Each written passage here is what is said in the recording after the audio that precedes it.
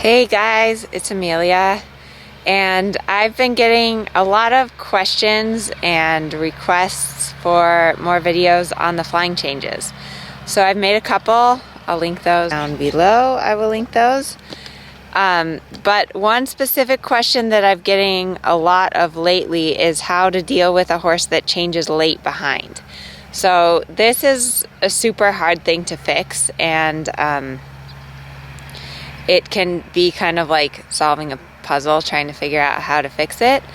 The biggest thing that I start with is really going back to my walk canter transitions and making sure that in the walk to canter that you really get the hind leg to come forward and through. So you want to feel that when you ask for walk to canter that the horse like really just jumps forward with the hind leg into the canter, and that they stay round and don't use too much their front legs or their neck to pick up the canter, but that they really jump quickly from a light aid into the canter from the walk from a super light aid. That's the first thing I go to. The second thing that you can try is, like, let's say your horse doesn't change clean from the left to the right lead, which is kind of that's the more typical side.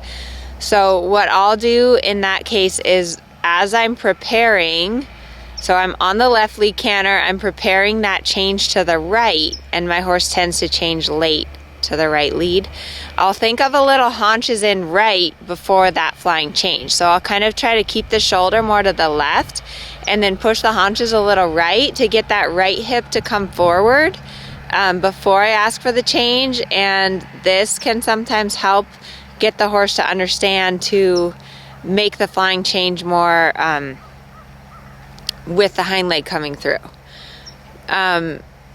When you do it that way, you want to really think about almost not letting them change in front, and that they would only ask for the hind leg to change. One other thing that I've played with, like, I had a horse that just did not understand to change behind.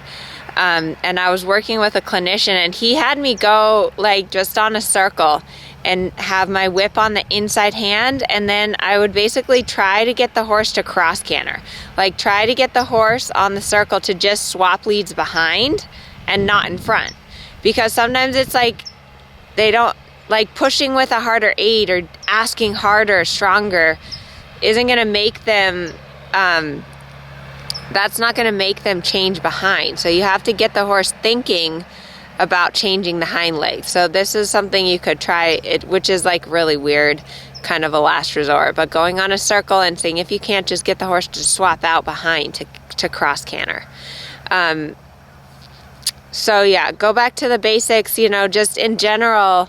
If your horse isn't changing behind, it's because they're not coming through enough with the hind leg. So this holds true probably in your trot, in all your transitions, working on some little half steps, some little piaffe, where you just get the horse really thinking about their hind legs can help a lot, get the changes to be clean.